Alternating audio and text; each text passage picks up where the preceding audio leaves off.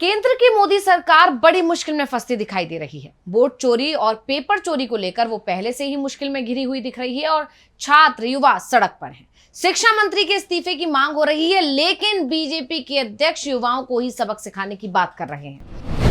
रक्षा मंत्री राजनाथ सिंह संसद में झूठ बोलते हैं, पोल खुलती है तो विपक्ष पर ही आरोप लगा देते हैं। लेकिन कांग्रेस ने अब सरकार के खिलाफ तगड़ा प्लान तैयार कर लिया है।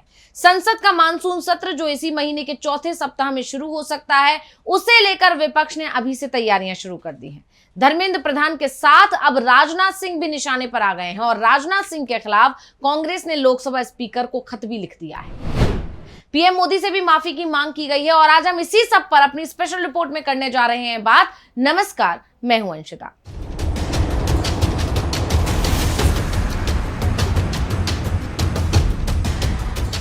ऑपरेशन सिंदूर के नाम पर मोदी सरकार ने खूब तारीफें तो लूटी, लेकिन उन लोगों का नाम तक नहीं लिया जिन्होंने इस ऑपरेशन में अपनी जान गंवा दी। उन शहीदों को जो सम्मान मिलना चाहिए था, जिस तरह से उनका अंतिम संस्कार होना चाहिए था, वो सब सरकार ने सिर्फ इसलिए नहीं होने दिया जिससे मोदी सरकार पर या बीजेपी पर कोई सवाल ना उठ जाए। कहीं जनता या विपक्ष ये ना कह दे कि जिस ऑपरेशन सिंदूर के नाम पर बिहार में ये वोट मांग रहे हैं, उसमें हमने अपने सैनिकों को खोया है। लेकिन इस सरकार को सिर्फ चुनाव लड़ने की पड़ी है। कहीं आरोप ना लगने लगे कि बीजेपी सिर्फ चुनाव पर फोकस करती है। इन सब से बचने के लिए सरकार ने देश की जनता से इतना बड़ा झूठ बोल दिया। उन 6 परिवारों के दुख को दबा दिया जिन्होंने अपनों को खोया। शहीदों से मरणोपरांत मिलने वाला सम्मान का हक तक छीन लिया और अब 1 साल बीत जाने के बाद सरकार की तरफ से नाम जारी किए गए हैं जिस पर विपक्ष और देश की जनता आग बबूला हो गई है। यानी मोदी सरकार एक नए मामले में बुरी तरह घिर गई है।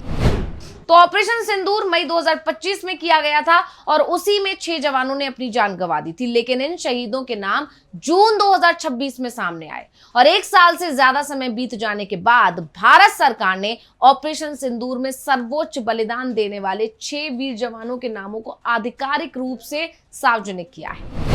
इन शहीदों के नाम नई दिल्ली के राष्ट्रीय युद्ध स्मारक नेशनल वॉर मेमोरियल पर स्थायी रूप से अंकित कर दिए गए हैं। ऐसे में सरकार पर सवाल तो उठेंगे ही, उसकी मंशा पर सवाल तो उठेंगे ही और यही सवाल उठा दिए हैं विपक्ष ने। और जैसा कि सरकार का रवैया है जवाब ना देने का, और तो और विपक्ष के आरोपों को भ्रामक बताना और ये कहना कि विपक्ष सिर्फ राजनीति कर रहा है, ये सब कहना सरकार का पुराना रवैया है। इसीलिए विपक्ष ने बड़ा कदम उठा लिया और रक्षा मंत्री राजनाथ सिंह के खिलाफ भी विपक्ष ने अब मोर्चा खोल दिया है। तो विपक्ष ने क्या उठाया कदम, अब आपको वो बताते हैं।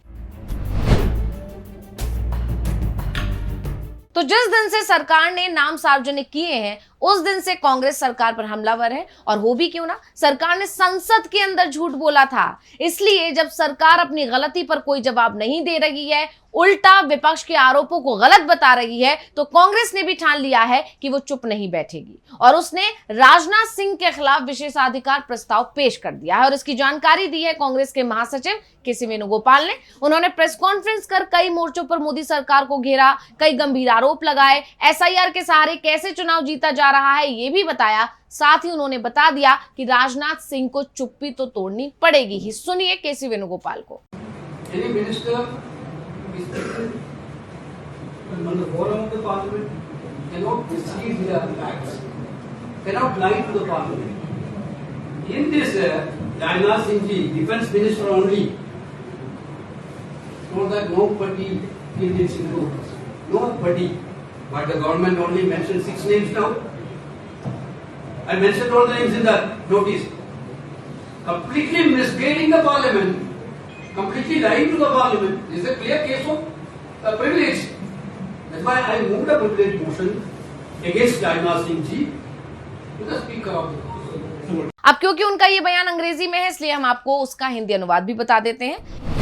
के.सी. वेणुगोपाल ने कहा कि कोई भी मंत्री जो संसद सदस्य है, संसद से झूठ नहीं बोल सकता। रक्षा मंत्री राजनाथ सिंह ने कहा कि ऑपरेशन सिंदूर के दौरान कोई शहीद नहीं हुआ, जबकि सरकार ने खुद 6 जवानों के नाम बताए हैं और ये संसद को पूरी तरह से गुमराह करने के बराबर है। इसलिए मैंने राजनाथ सिंह जी के खिलाफ सदन के अध्यक्ष के समक्ष विशेषाधिकार प्रस्ताव पेश किया है। आपको बता दें कि केरल के अलापुझा से सांसद केसी वेणुगोपाल ने लोकसभा के नियम 223 के तहत विशेषाधिकार नोटिस दिया है। स्पीकर बिरला को लिखे अपने पत्र में उन्होंने 28 जुलाई 2025 को लोकसभा में पहलगाम आतंकी हमले और ऑपरेशन सिंदूर पर हुई चर्चा का जिक्र किया। उन्होंने रक्षा मंत्री के उस बयान का हवाला दिया है जिसमें कहा गया था कि ऑपरेशन के दौरान ड्यूटी निभाते हुए कोई भारतीय सैनिक शहीद नहीं हुआ। यानी ये मामला अब थमेगा नहीं और विपक्ष राजनाथ सिंह के इस्तीफे की मांग पर अड़ा हुआ है। इसकी वजह है राजनाथ सिंह का वो बयान जो उन्होंने भरी संसद में दिया था। तो पहले एक बार सुन लेते हैं राजनाथ सिंह का वो बयान। कि जिन आतंकियों ने हमारी बहनों, हमारी बेटियों का सिंदूर मिटाया, क्या हमारी सेनाओं ने ऑपरेशन सिंदूर में उन आतंकियों के आकाओं को मिटाया? तो इसका उत्तर है हाँ। और आपको प्रश्न पूछना है तो यह पूछिए, आपको प्रश्न पूछना है तो यह पूछिए कि इस ऑपरेशन में क्या हमारे जाबाज सैनिकों को कोई क्षति हुई है? तो उसका उत्तर है नहीं। 28 जुलाई 2025 को संसद सत्र के दौरान लोकसभा में ऑपरेशन सिंदूर पर बहस के दौरान रक्षा मंत्री राजनाथ सिंह ने विपक्ष से कहा था, आपको सवाल पूछना है तो ये पूछिए कि इस ऑपरेशन में क्या हमारे जाबाज सैनिकों को कोई क्षति पहुंची है? तो उसका उत्तर है नहीं। और इस बयान ने ही राजनाथ सिंह को बुरा फंसा दिया है। कांग्रेस ने रक्षा मंत्री राजनाथ सिंह पर जानकारी छिपाने का आरोप लगाया है।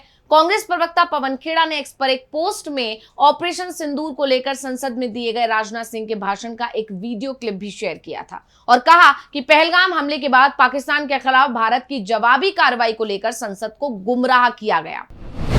उन्होंने ट्वीट में लिखा था कि सिर्फ दो ही संभावनाएं हैं, या तो रक्षा मंत्री ने जब संसद को संबोधित किया तो उनको ये जानकारी ही नहीं थी कि 6 सैनिक शहीद हो चुके हैं, और अगर ऐसा है तो ये उस मंत्री पर गंभीर प्रश्न चिन्ह है जिसे उसी मंत्रालय के मामलों की जानकारी नहीं है जिसका वो नेतृत्व कर रहे हैं, या फिर उन्हें सच्चाई मालूम थी और इसके बावजूद उन्होंने संसद को गुमराह करना चुना। ये उससे भी अधिक गंभीर है क्योंकि इससे ये सिद्ध होता है कि ये सरकार लोकतंत्र के मंदिर में शपथ के साथ देश से झूठ बोलती है। जो भी सच हो, कुछ तथ्य नहीं बदलते। हमारे 6 वीर जवानों ने कर्तव्य निभाते हुए सर्वोच्च बलिदान दिया, लेकिन उनके बलिदान को छिपाया गया। उन्हें वो सम्मान और मान्यता नहीं दी गई जिसके वो हकदार थे और उनके परिवारों से वह पारदर्शिता भी छीन ली गई जिसकी वो अपेक्षा रखते थे। ये हमारे सैनिकों का अपमान है और कोई भी सच्चा देशभक्त इस पर मौन या संतुष्ट नहीं रह सकता। और अब कांग्रेस राजनाथ सिंह के इस्तीफे की मांग कर रही है। यानी एक तरफ तो मोदी सरकार अपने मंत्रियों की तारीफें करते नहीं थकती, यहां तक कि धर्मेंद्र प्रधान के खिलाफ इतना गरमाया हुआ है माहौल, बावजूद इसके पीएम मोदी उनको जन्मदिन की बधाई देते हैं और उनके काम की सराहना करते हैं। यानी मोदी सरकार अपने मंत्रियों की खामियों को छुपाती है, जबकि सभी मंत्री इस समय जनता के निशाने पर हैं। मंत्रियों के खिलाफ एक्शन की मांग कर रही है जनता, लेकिन मोदी सरकार अपने कान बंद करे बैठी है। लेकिन चाहे जनता हो या विपक्ष हो, हर किसी ने ठान लिया है कि सरकार भले ही ना सुने, लेकिन वो अपनी बात कहना बंद नहीं करेंगे। और यही वजह है कि धर्मेंद्र प्रधान के इस्तीफे की मांग के साथ जंतर मंतर पर युवाओं का प्रदर्शन चल रहा है। सोनम वांगचुक अनिश्चितकालीन अनशन पर बैठे हुए हैं और वहीं राजनाथ सिंह के खिलाफ कांग्रेस ने मोर्चा खोल दिया है और इस्तीफे की मांग पर अड़ गई है। ऐसे में सभी की नजरें मोदी सरकार पर है कि वो ऐसे ही मूक दर्शक बने देखती रहेगी या अपनी गलती मानते हुए कोई एक्शन लेगी। तो स्पेशल रिपोर्ट आपको कैसी लगी हमें कमेंट करके अपनी राय जरूर दीजिएगा। इसी के साथ मुझे दीजिए इजाजत। देखते रहिए टीवी लाइव। नमस्कार।